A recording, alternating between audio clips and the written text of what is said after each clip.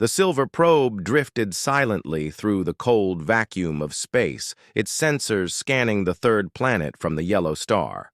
For 3 months now, it had watched the blue and green world below, recording everything. The beings down there called their planet Earth, though they seemed unable to agree on much else. Admiral Vextar studied the reports on his command ship, floating in the darkness beyond the outer planets. The data streams told a simple story. These humans were weak. They fought each other constantly over patches of dirt and invisible lines on maps. Their technology was primitive at best. Chemical rockets that barely reached their own moon, no energy shields, no plasma weapons, no unified government. Perfect, the Admiral said, his 4 eyes glowing with satisfaction. The Zephyrian Empire had been looking for an easy conquest, and Earth seemed gift-wrapped for them. The probe's cameras showed cities full of soft-looking creatures walking on just 2 legs. They had no natural armor, no claws, no poison. How had such fragile beings even survived on their own planet? The Admiral had seen house pets that looked more dangerous than these humans. "Send the report to the Emperor," Vextar ordered his communication officer. "Tell him we have found another soft world. Resistance will be minimal." The message traveled through hyperspace to the capital world of Zephyr Prime, where Emperor Thexval read it with growing excitement.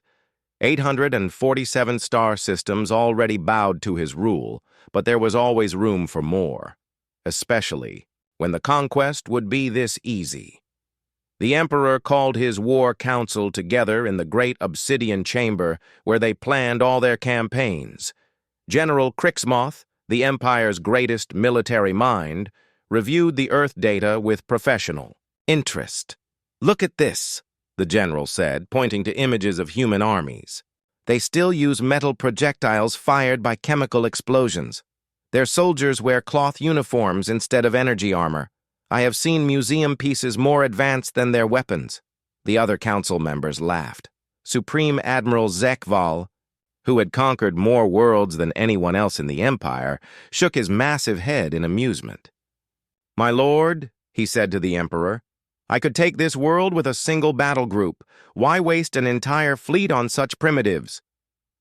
But Emperor Thexval was careful.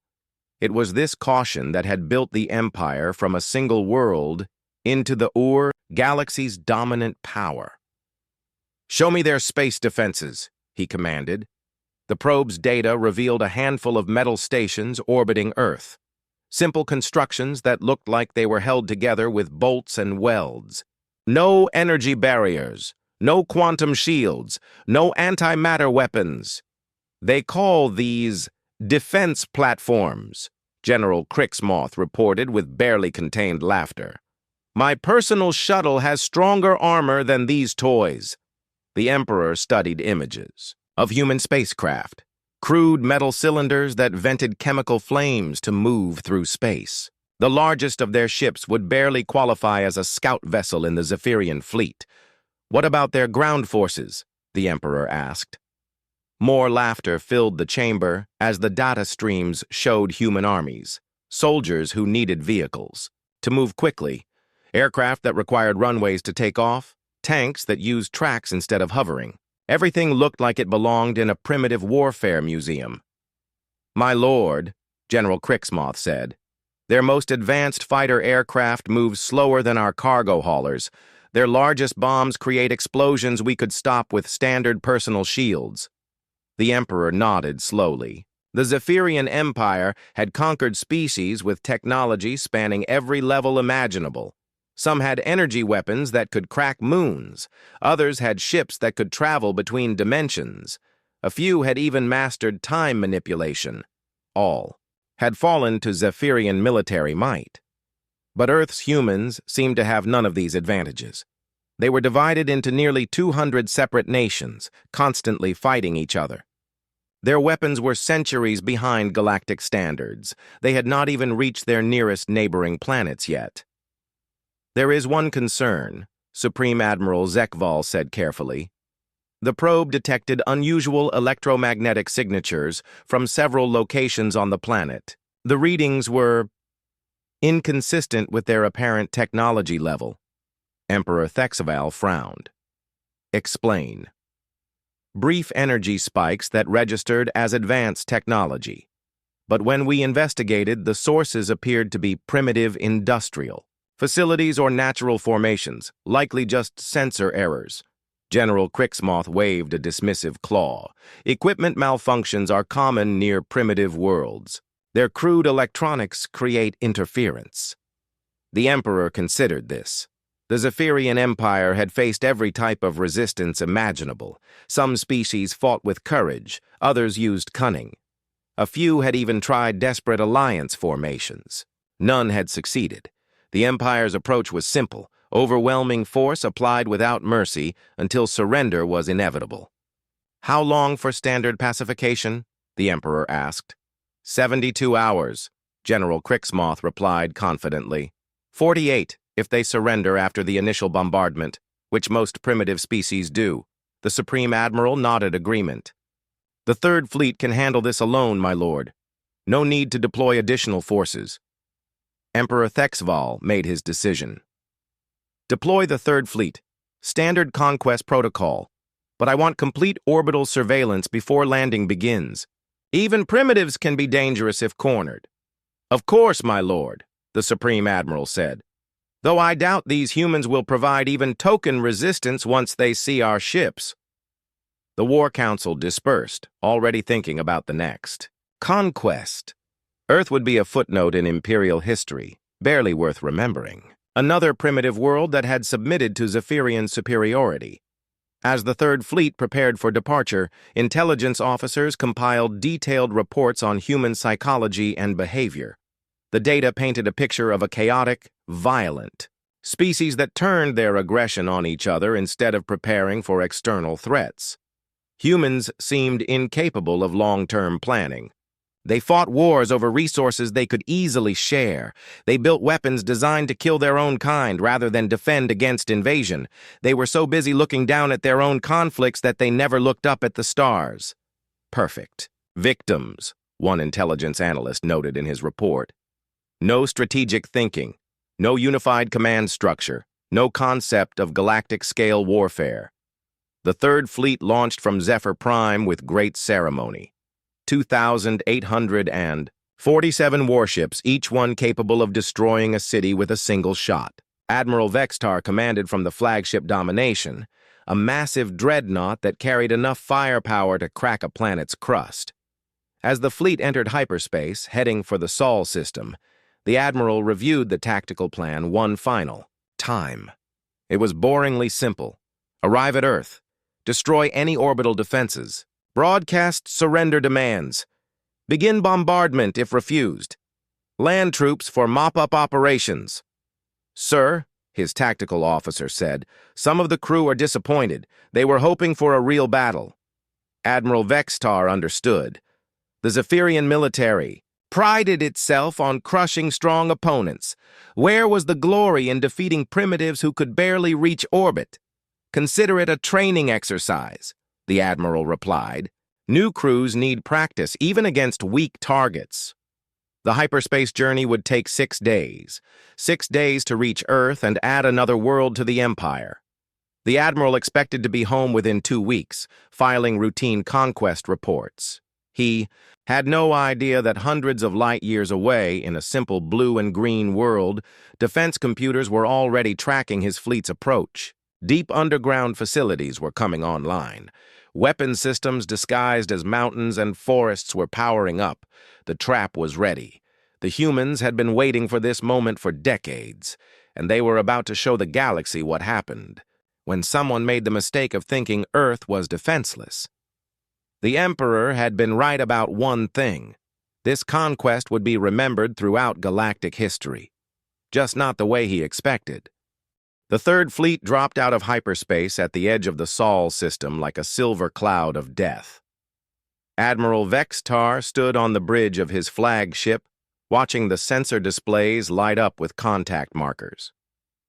2,847 ships spread across space in perfect formation. "Target acquired," his navigator reported. "Third planet from the star. Confirmed, inhabited. The Admiral nodded. Earth hung before them like a blue marble, innocent and peaceful. No defense fleets rushed to meet them. No energy barriers appeared around the planet. Nothing but empty space and a handful of primitive satellites. Communications? Broadcast standard surrender demands, the Admiral ordered. The message went out across all frequencies, translated into the dominant human languages. The words were the same ones the Empire had used for 800 worlds. Submit or be destroyed. Lay down your weapons. Prepare for occupation. Resistance is futile. On Earth, the message was received by every government, every military command, every communication system. In the underground command center beneath Colorado's mountains, President Harris stood with the Joint Chiefs, watching the alien ships appear on their displays. "Well?" General Thompson asked. "Ready to respond?" The President nodded. The response had been prepared years ago, waiting for this exact moment. A simple message, broadcast back to the alien fleet on the same frequencies. "You picked the wrong planet." Admiral Vextar heard the response and laughed. In 800 conquests, he had heard every form of defiance imaginable. Threats, pleas, bargains, curses. It always ended the same way. Total surrender within 72 hours. "Begin the operation," he commanded. The first wave moved forward. Destroyer groups swept through Earth's orbital space, targeting the handful of space stations and satellites. The primitive human constructions exploded like toys, scattered metal spinning away into the darkness. "Orbital defenses eliminated," his tactical officer reported. "No resistance encountered." The Admiral watched Earth's communications networks go dark as their satellites died. Standard procedure. Cut them off from coordination, then demand surrender again. But something felt wrong. The planet below showed no panic signals. No emergency broadcasts, no desperate calls for help. "Sir," the sensor operator called out, "I'm detecting unusual readings from the planet's surface." "Explain." "Energy signatures, spiking across multiple continents. It looks like power plants coming online." The Admiral frowned. Why would a planet under attack be activating power systems instead of evacuating cities? He was about to order a deeper scan when his communication officer interrupted. "Admiral, we're receiving another message from Earth." "Put it through." A human voice filled the bridge, calm and confident. "Zephyrian Fleet, this is Earth Defense. Command. You have exactly 1 minute to reverse course and leave our system. This is your only warning." The bridge fell silent. Then the Admiral and his officers began laughing. A warning? From primitives who had just lost their entire orbital infrastructure? "Ignore it," the Admiral ordered. "Begin atmospheric entry. First landing wave to major population centers. 500 dropships launched from the fleet, filled with Zephyrian shock troops. The sleek craft entered Earth's atmosphere like meteors, their heat shields glowing as they descended towards cities across the planet. On the ground, people in New York, London, Tokyo, and a dozen other cities looked up at the sky. But instead of running in panic, they moved with practiced efficiency to predetermined positions. Children were escorted to safety by teachers who had drilled for this scenario countless times. Emergency workers activated systems that had been waiting in hidden bunkers for decades. The first dropship was 10 kilometers above New York when the mountain next to the city opened up. What the Zephyrians had cataloged as a natural rock formation split apart, revealing a massive railgun installation. The electromagnetic launcher fired a projectile at 17,000 meters per second. The dropship vaporized instantly. Admiral Vextar watched his displays in shock as similar installations revealed themselves around the globe. Mountains that weren't mountains, hills that were weapons platforms, forests that suddenly pivoted skyward, their trees actually camouflaged anti-aircraft batteries. "Impossible," he whispered. The reconnaissance showed no advanced technology. On his tactical display, dropships began disappearing. Not just shot down, but completely destroyed by weapons that shouldn't exist. The energy readings were off the charts. These weren't primitive chemical explosives. They were particle beams, plasma cannons, and electromagnetic launchers. "Sir," his communication officer shouted, "multiple launches from the planet's oceans!" The admiral spun to look at the main display. Across Earth's oceans, the water itself seemed to explode upward as missiles launched from hidden underwater platforms, hundreds of them streaking toward his fleet with impossible acceleration. "Evasive maneuvers," he ordered. "All ships, emergency protocols." But the missiles moved like nothing in the Zephyrian database. They changed direction in flight, adjusted their courses, split into multiple warheads. When they struck his ships, the explosions were far more powerful than Earth's apparent technology should allow. The communication channels filled with damage reports, ships crippled, entire squadrons retreating. What should have been a simple orbital bombardment had become a massacre. "How is this possible?" the admiral demanded. "Our intelligence showed chemical rockets and metal bullets." His intelligence officer was frantically checking data streams. "Sir, I'm reviewing the reconnaissance reports. There must have been some kind of error. These weapon systems they're more advanced than our own in some areas." On Earth's surface, the deception became clear. What looked like primitive cities revealed hidden defensive networks. Building facades slid away to expose weapon emplacements.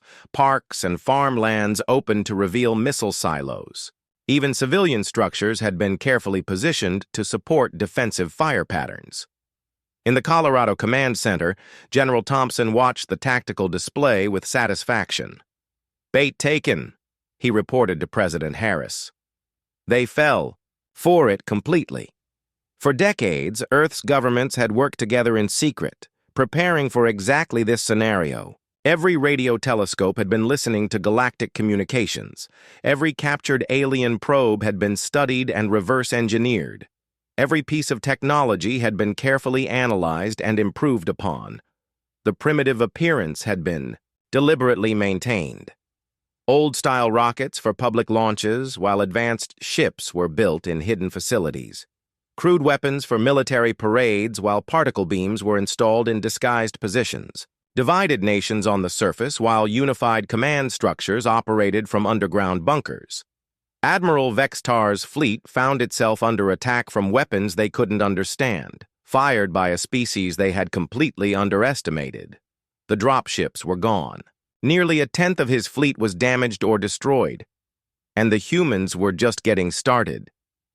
"Sir," his tactical officer reported with a shaking voice, "I'm detecting new contacts. Ships launching from the planet's surface." "Ships? What ships? We destroyed their orbital infrastructure." "These are different. They're using some kind of gravity manipulation for propulsion. Energy signatures unlike anything in our database." The Admiral watched in growing horror as sleek craft rose from Earth, moving with impossible grace through space. They were smaller than Zephyrian ships, but faster, more maneuverable.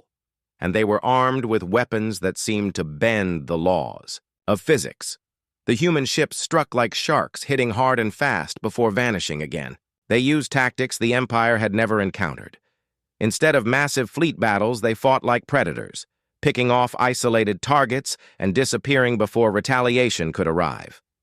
"Admiral," his communication officer called out, "we're receiving a message from the human command." "Put it through," the Admiral said grimly. The same calm voice filled the bridge. "Zephyrian fleet, you were warned. Earth is under the protection of the Human Defense Initiative. You have attacked our civilians and threatened our world. We are now at war." The Admiral felt ice forming in his veins. War? This was supposed to be a simple conquest. 3 days of bombardment followed by occupation. Not a war against an enemy that seemed to have been preparing for this moment for years. "Sir," his sensor operator reported, "the human ships they're not following any tactical doctrine we know. They're using hit-and-run attacks, coordinated, strikes from multiple vectors, and some kind of stealth technology that makes them hard to track." Admiral Vextar realized with growing dread that he had made a terrible mistake. Earth wasn't a primitive world waiting to be conquered. It was a trap, carefully prepared and patiently waiting for someone to spring it, and the Zephyrian Empire had walked right into it. The battle raged across Earth's orbital space for 6 hours. Admiral Vextar had lost 300 ships and still had no idea what he was fighting. The human vessels moved like nothing in Zephyrian experience. They appeared from nowhere, struck with devastating precision, then vanished before his gunners could lock onto them. "Status report," the Admiral demanded, his 4 eyes burning with frustration. 17 more ships lost in the last hour, his tactical officer reported. "The humans are using some kind of quantum stealth technology. Our sensors can't maintain tracking locks." The Admiral studied the tactical display. Red markers showed the positions of his damaged vessels. Blue markers flickered and disappeared as human ships phased in and out of detection. It looked less like a space battle and more like a pack of invisible wolves hunting a confused herd. "Sir," his communication officer called out, "we're receiving tactical data from the surface teams." The Admiral's expression darkened. His ground forces should have secured the major cities by now. Instead, he was getting reports that made no sense. "Patch me through to Colonel Tharvin," he ordered. The voice that came through the speakers was strained and exhausted. "Admiral, we need immediate evacuation. This isn't a pacification operation anymore. It's a war zone." "Explain, Colonel." "Sir, the humans weren't caught off guard. They were ready for us. Every landing site was prepared. Every city had hidden defenses. It's like they've been planning this for decades." The Admiral's blood ran cold. "Impossible. Our reconnaissance showed primitive defenses." "They lied to us, sir. Or they hid everything so well our probes couldn't detect it. When we landed in New York, the buildings themselves opened fire. Particle beams from office windows, missile launchers from parking garages. The subway tunnels are full of human soldiers with weapons that can punch through our combat armor." Another voice cut in, this one from Major Kextall in London. "Admiral, we're taking heavy casualties. The humans fight like nothing we've ever seen. They don't just use superior positions and advanced weapons, they fight like they've been training for this exact scenario their entire lives." The Admiral was beginning to understand just how badly he had underestimated these humans. "What do you mean?" "Sir, they know our tactics better than we do. When we try formation attacks, they're already in position to counter. When we attempt flanking maneuvers, they've anticipated our moves. It's like fighting an enemy that has studied every battle we've ever fought." In the Colorado Command Center, General Thompson was coordinating the global defense with cold efficiency. The massive display screens showed tactical situations across 6 continents. Every engagement was being monitored, every enemy movement tracked and countered. "Status on the Pacific Fleet?" he asked. "Admiral Chen reports the alien orbital group near Japan is down to 60% strength," came the reply. "Our submarine-launched interceptors are maintaining pressure on their formation." "European theater?" "General Müller says the landing forces in Berlin are contained. The underground rail network is allowing our troops to hit them from unexpected directions." President Harris watched the coordinated response with grim satisfaction.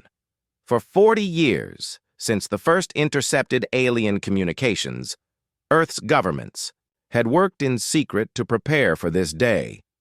Not just building weapons, but studying alien psychology, tactics, and technology. Every alien probe that had entered the solar system had been captured and analyzed. Every piece of galactic communication had been decoded and studied. The humans had learned that the Zephyrian Empire used the same basic strategy for every conquest: overwhelming force, followed by demands for surrender. So Earth had prepared accordingly. They had built weapons systems that could match alien technology.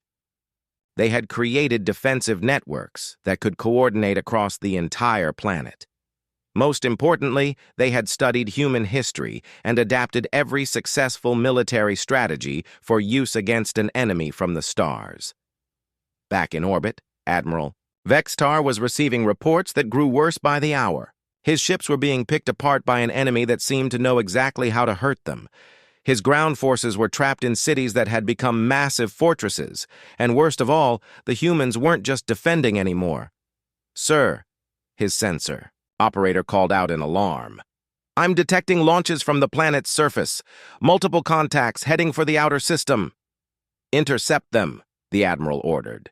"Sir, they're moving too fast. And they're not heading for us. They're heading away from Earth entirely." The Admiral felt a chill of understanding. The humans weren't just fighting off his invasion. They were launching their own ships. But where were they going?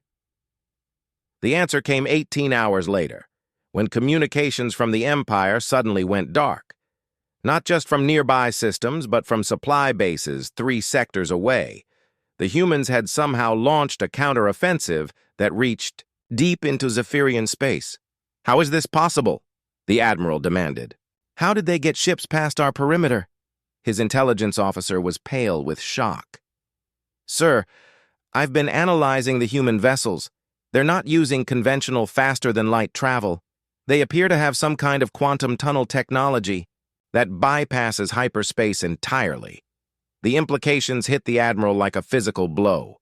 While his fleet had been engaged at Earth, human ships had used unknown technology to strike at the Empire's rear areas. Supply lines were being cut. Bases were going offline. The humans were fighting a war on multiple fronts simultaneously. "Admiral," his communication officer reported, "we're receiving an emergency transmission from Zephyr Prime." The Emperor's voice filled the bridge, heavy with disbelief and rage. "Admiral Vextar, explain to me how a primitive species has managed, to attack 3 of our core systems simultaneously." "My lord," the Admiral began, "the intelligence reports were wrong. These humans are not primitive. They have technology equal to or superior to our own. They have weapons we don't understand. And they fight with a coordination and ferocity that suggests extensive preparation." "Preparation for what?" "For us, my lord. For this exact invasion. They knew we were coming, and they've been ready for years." The silence from the Emperor was more terrifying than any shouting would have been. Finally, the transmission resumed. "Admiral, you will hold position at Earth until the Grand Fleet arrives. Do not allow the humans to consolidate their gains, and find out how they managed to strike our home territories." The communication ended, leaving the Admiral alone with the growing realization that he was facing something unprecedented in Empire history. Not just a failed conquest, but a species that had turned the tables completely. On Earth's surface, the battle continued to rage, but now it was the Zephyrians who were trapped and surrounded. Their landing zones had become killing fields. Their orbital positions were under constant attack, and their empire was burning behind them. In the command center, President Harris received a report that made her smile for the first time since the invasion began.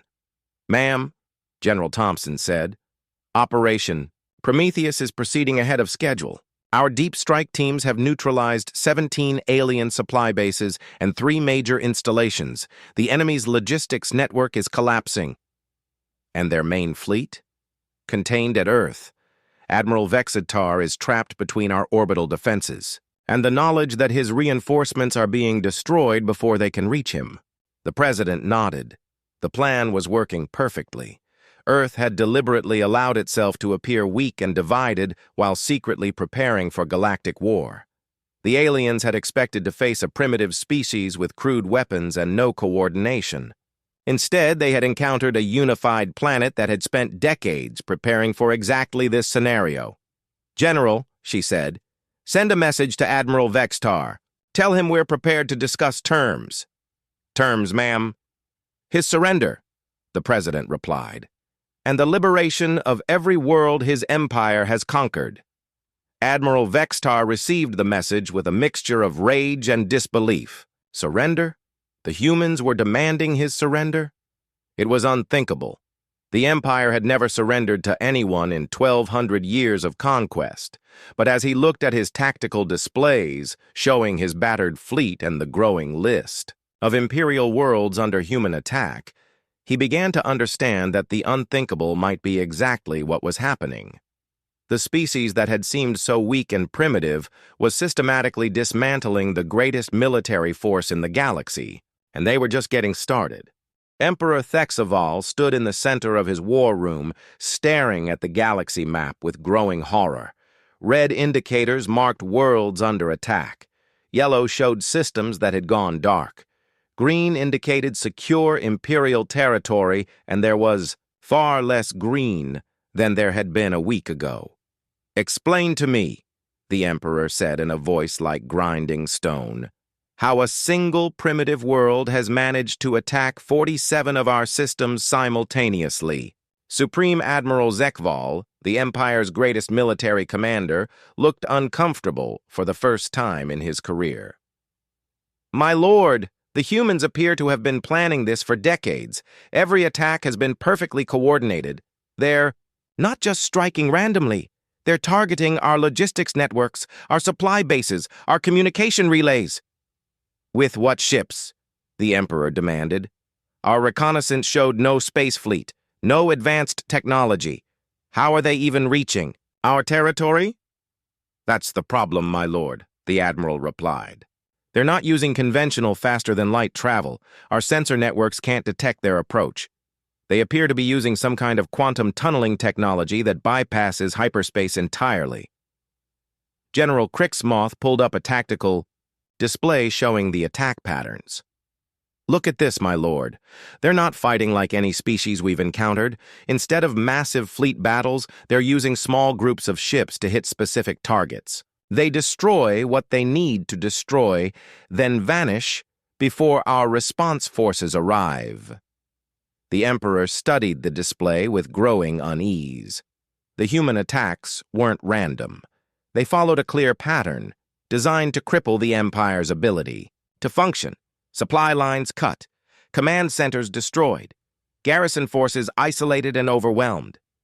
"It's surgical," he realized. "They're not trying to conquer territory, they're dismantling our infrastructure."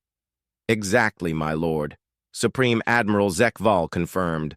"And they're doing it with a precision that suggests they know our systems better than we do. Every target they hit is critical to our operations." A communication officer rushed into the chamber. "My lord, urgent report from the Keltar system. The mining colonies are under attack." "Reinforcements?" the Emperor asked. "The 7th Fleet is 3 days away, my lord, but the attack pattern suggests the humans will be gone long before our ships arrive." The Emperor's 4 eyes blazed with fury.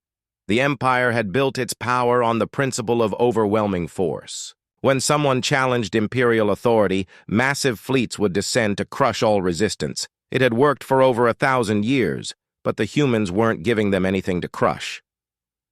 "Where is Admiral Vextar's fleet?" the Emperor asked. "Still at Earth, my lord," General Crixmoth reported. "His forces are contained." "Contained? By whom?" "The human defense networks, my lord. Every time his ships try to establish orbital control, they're attacked by weapons we can't locate or counter. His ground forces are trapped in the cities they tried to capture, and human ships appear and disappear around his fleet, picking off his vessels one by one." The Emperor was beginning to understand the scope of the disaster. His 3rd Fleet, one of the Empire's most powerful formations, had been neutralized by a species that was supposed to be primitive. And now those same humans were somehow attacking across half the galaxy. "My lord," Supreme Admiral Zekval said carefully, "I recommend we deploy the Grand Fleet to Earth. 15,000 ships should be enough to overwhelm whatever defenses the humans have prepared." "And leave our core systems undefended?" the Emperor snapped. "My lord, the human attacks are coming from Earth. If we crush their home world, their offensive capability should collapse." The Emperor considered this. It was logical. The humans might have superior technology in some areas, but they couldn't match the raw firepower of the Grand Fleet. 15,000 warships would turn Earth into molten slag within hours. Very well, he decided. Prepare the Grand Fleet for immediate departure. I want Earth reduced to ash and cinder. But even as the orders went out, reports continued to arrive that painted a darker picture. The human attacks weren't slowing down. If anything, they were accelerating. Systems that had been secure for centuries suddenly found themselves under assault by ships that appeared from nowhere and vanished just as quickly. On the industrial world of Vextar Prime, planetary governor, Kolaresh watched in disbelief as human ships materialized in orbit without triggering any of his sensor networks. The attacking vessels were smaller than Imperial cruisers, but moved with impossible grace, striking his defense platforms with weapons that seemed to ignore his energy shields. "How are they doing this?" he demanded of his defense coordinator. "Unknown, sir. Our sensors show nothing until they're already attacking. It's like they're not really there until they choose to be." The human ships struck with surgical precision, not the orbital factories or population centers, but the specific facilities that produced military components, engine parts, weapon systems, communication arrays, everything the Empire needed to maintain its war machine. Within 6 hours, Vextar Prime's military production was crippled. The human ships vanished as suddenly as they had appeared, leaving behind a world that could no longer support the Imperial war effort. Similar scenes played out across the Empire. The humans seemed to know exactly which targets would cause maximum disruption with minimum casualties. They weren't trying to exterminate the Zephyrian species. They were systematically destroying the Empire's ability to function as a military power. Emperor Thexval received these reports with growing alarm. The humans weren't just defeating his forces. They were demonstrating a level of strategic thinking that surpassed anything in Imperial doctrine. "My lord," General Crixmoth reported, "intelligence analysis suggests the humans have been studying our empire for decades. Every attack targets a critical vulnerability. Every strike is timed for maximum effect. They know our logistics networks better than our own quartermasters." "How is that possible?" "We believe they've been intercepting our communications and analyzing our probe data for years. Every reconnaissance mission we've sent to their system may have been feeding them information about our capabilities and tactics." The Emperor felt a chill of understanding. The Empire's arrogance had been turned against them. By treating Earth as just another primitive world, they had allowed the humans to study Imperial technology and strategy without suspicion. The Grand Fleet launched from Zephyr Prime with great ceremony. 15,000 warships representing half the Empire's total military strength. Enough firepower to crack planets and sterilize star systems. If the humans wanted a real battle, they would get one. Emperor Thexval commanded from the flagship, Eternal Dominion, the largest and most powerful vessel ever built. As the fleet entered hyperspace for the journey to Earth, he allowed himself to feel confident again. No species in galactic history had ever faced such overwhelming force and survived. But when the Grand Fleet dropped out of hyperspace at the edge of the Sol system, they found empty space. Earth hung in the distance, blue and peaceful. No human. Fleet waited to meet them. No defense platforms blocked their approach. "Where are they?" the Emperor demanded. "Unknown, my lord," his sensor operator replied. "I'm detecting the same orbital installations around Earth, but no sign of the fleet that attacked Admiral Vextar." Supreme Admiral Zekval frowned at his displays. "My lord, this could be a trap. The humans have demonstrated superior stealth capabilities." "Against 15,000 ships?" the Emperor scoffed.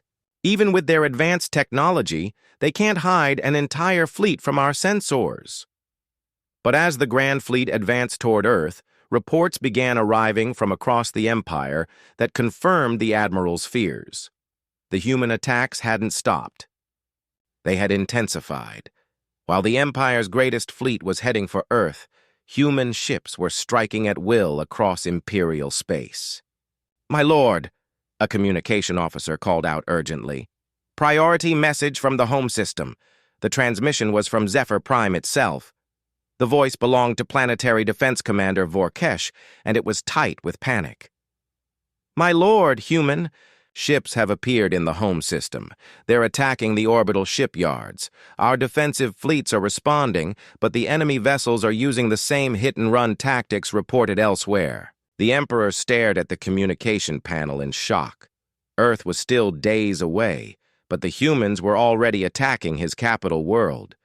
How was that possible? "Sir," his intelligence officer reported with a shaking voice, "analysis of the attack patterns suggests the humans have multiple fleets operating independently. While we've been focused on their homeworld, they've dispersed their forces across the galaxy." "How many ships do they have?" the Emperor asked. "Unknown, my lord, but they appear to be operating on at least 50 different fronts simultaneously." The Emperor felt the weight of his mistake settling on him like a crushing burden. He had brought the Grand Fleet to Earth expecting to find the human home fleet waiting to defend their world. Instead, he had left the Empire's rear areas exposed to an enemy that could strike anywhere without warning. The hunters had become the hunted, and the Empire was learning that sometimes the prey was far more dangerous than the predator had ever imagined. The Grand Fleet hung in space above Earth like a dark cloud of metal and death. 15,000 ships, their weapons trained on the blue world below. Emperor Thexval stood on the bridge of his flagship, watching the planet that had brought his mighty empire to its knees. "Status of the bombardment preparations?" he asked. "All ships ready, my lord," Supreme Admiral Zekval reported. "On your command, we can reduce the entire surface to molten glass within 6 hours." The Emperor nodded grimly. It would be a shame to destroy such a beautiful world, but the humans had left him no choice. Their surprise attacks had crippled Imperial logistics across half the galaxy. Dozens of worlds were in rebellion, inspired by Earth's example. The Empire was fracturing, and only the complete destruction of humanity's homeworld could restore Imperial authority. "My lord," a communication officer called out, "we're receiving a transmission from Earth." "Put it through." The voice that filled the bridge was calm and confident, speaking in perfect Zephyrian. "Emperor Thexval, this is President Harris of Earth. We need to talk." The Emperor's 4 eyes blazed with fury. "The time for talk has passed, human. You have brought this destruction upon yourselves." "Have we?" the President replied. "Look around your empire, Emperor. Look at what's happening to your worlds." Against his better judgment, the Emperor activated the strategic display. The galaxy map showed the true scope of the disaster. Red markers indicated systems under attack. Yellow marked worlds that had gone dark. Orange showed planets in open rebellion against Imperial rule. "Your empire is collapsing," President Harris continued. "Not because we destroyed it, but because we showed your subject species that resistance is possible. How many worlds have risen against you in the past week? How many species have decided they'd rather fight than kneel?" The Emperor's communication officer was frantically updating the rebellion status. "My lord, confirmed uprisings on 87 worlds, colonial governments declaring independence, local defense forces turning against Imperial garrisons." "And your fleet?" the President asked. "How many ships have you lost to our attacks? How many more are trapped without supplies or reinforcements?" Supreme Admiral Zekval reviewed the casualty reports with growing alarm. "My lord, confirmed losses exceed 4,000 vessels. Another 6,000 are stranded without logistic support." "You see," the President said, "destroying Earth won't save your empire. It's already too late for that. But we can offer you something better than mutual destruction." "And what is that?" the Emperor snarled. "Surrender." The bridge fell silent. No one had ever demanded the surrender of the Zephyrian Empire. The concept was so alien that it took several moments for the words to register. "You dare?" the Emperor whispered. "We dare because we can back it up," President Harris replied. "Your Grand Fleet is impressive, Emperor. 15,000 ships. But while you've been gathering your forces to attack Earth, we've been visiting your home system. The Emperor felt ice forming in his veins. What do you mean?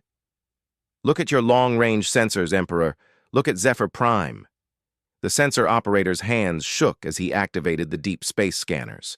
The image that appeared on the main screen drove the breath from every Zephyrian on the bridge. Human ships surrounded Zephyr Prime. Not dozens, but hundreds. They hung in perfect formation around the Empire's capital world, their sleek hulls, gleaming with the light of the home star. Impossible, the Emperor breathed. Our defenses, the orbital fortresses, are intact, the President confirmed. We didn't attack them. We simply arrived. Your defense fleets tried to engage us, but they discovered the same thing your forces at Earth learned. We fight differently than you're used to. The communication officer was receiving frantic reports from the home system. Admiral Kethvar, commander of Zephyr Prime's defenses, appeared on screen looking haggard and defeated. My lord, he reported, the human fleet. They move like ghosts. Our weapons can't lock onto them. They appear and disappear at will. When we try to engage, they vanish. When we try to retreat, they're suddenly everywhere at once. Casualties? The Emperor asked. Minimal, my lord. They're not trying to destroy us. They're containing us. Every time we move toward the planet, they appear to block us. Every time we try to withdraw, they guide us back into position. The Emperor understood with growing horror. The humans weren't attacking Zephyr Prime. They were demonstrating that they could. They had somehow moved a massive fleet to the heart of the Empire without being detected, surrounded the capital world, and neutralized its defenses without firing a shot. How? He asked the communication screen. President Harris seemed to understand the question. We've been studying you for 40 years, Emperor. Every probe you sent to our system was captured and analyzed. Every communication we intercepted taught us more about your technology and tactics. We know your empire better than you do. But your ships, your weapons, they're beyond anything we detected. Because we wanted you to underestimate us. Every piece of primitive technology you observed was carefully staged. Every crude weapon was deliberately displayed. We've been preparing for this war since the first time we detected your communications. The Emperor stared at the tactical display showing human ships around his home world. What do you want? The complete dissolution of the Zephyrian Empire, the President replied. The liberation of every conquered world. The establishment of a galactic confederation based on voluntary membership rather than forced submission. And if I refuse, then we demonstrate what human warfare really looks like. As if summoned by her words, new contacts appeared on the sensor displays. Human ships materialized throughout the Sol system, not just around Earth, but everywhere. The space around the Grand Fleet suddenly filled with vessels that hadn't been there moments before. Supreme Admiral Zekval stared at his displays in shock. My lord, I count over 20,000 human ships. They've been here all along, hidden by some kind of stealth technology. 15,000 ships is impressive, President Harris said. But it's not enough. Not when those ships are surrounded, cut off from support, and facing an enemy that's been preparing for this exact battle for decades. The Emperor looked around his bridge at the faces of his officers. He saw the same expression on every face: defeat. The empire that had conquered 800 worlds was being offered terms by a species they had dismissed as primitive. You're demanding unconditional surrender, he said. We're offering you a choice, the President corrected. Surrender and live. Your species will be welcomed into the Galactic Confederation as equals. Your worlds will be autonomous. Your people will be free. The only thing that dies is the Empire itself, and if I choose to fight, the main display shifted to show Zephyr Prime. The human ships around the capital world had moved into attack formation. Weapons that defied understanding powered up, creating energy readings that made the sensors scream warnings. Then, the Empire dies anyway, the President said simply. But so does everyone in it. Emperor Thexval looked at the tactical situation with the eyes of a military strategist rather than a ruler. His fleet was surrounded and outnumbered. His capital was hostage. His empire was in rebellion, and he was facing an enemy that had turned deception into an art form. "How long do I have to decide?" he asked. 24 hours, came the reply. "After that, we begin active operations to liberate your territory, starting with Zephyr Prime." The communication ended, leaving the Emperor alone with the greatest decision in his species' history. Around him, his officers waited for orders that could determine whether the Zephyrian people survived the next day. Supreme Admiral Zekval spoke first. "My lord, if we fight, we might take some of them with us." "Some," the Emperor agreed. "But not enough. And then what? Our people extinct? Our world's ash? Our legacy nothing but a cautionary tale about the dangers of underestimating an unknown enemy?" General Crick's Moth cleared his throat. "My lord, the humans could have destroyed us at any point in the last week. Instead, they've been surgical in their attacks, minimal casualties, strategic targets only. They're not genocidal conquerors. They're liberators." The Emperor considered this. The humans had indeed shown remarkable restraint. They could have bombarded imperial worlds from orbit, killing billions. Instead, they had targeted military and industrial facilities while avoiding civilian casualties. They fight like we should have fought, he realized, with precision instead of brutality, with strategy instead of overwhelming force. He thought about the 800 worlds that bowed to imperial rule. How many of those species had knelt because they had no choice? How many would choose freedom if given the chance? "My lord," Supreme Admiral Zekval prompted. Emperor Thexval made his decision, not as a conqueror, but as a leader responsible for his people's survival. "Open a channel to the human fleet," he ordered. "All frequencies." When the connection was established, he spoke the words that would echo through galactic history. "President Harris, I am prepared to discuss terms. The surrender of the Zephyrian Empire took 17 minutes to negotiate. The empire that had dominated the galaxy for over 1,000 years formally dissolved itself, freeing 800 worlds and creating the foundation for a new age of galactic civilization.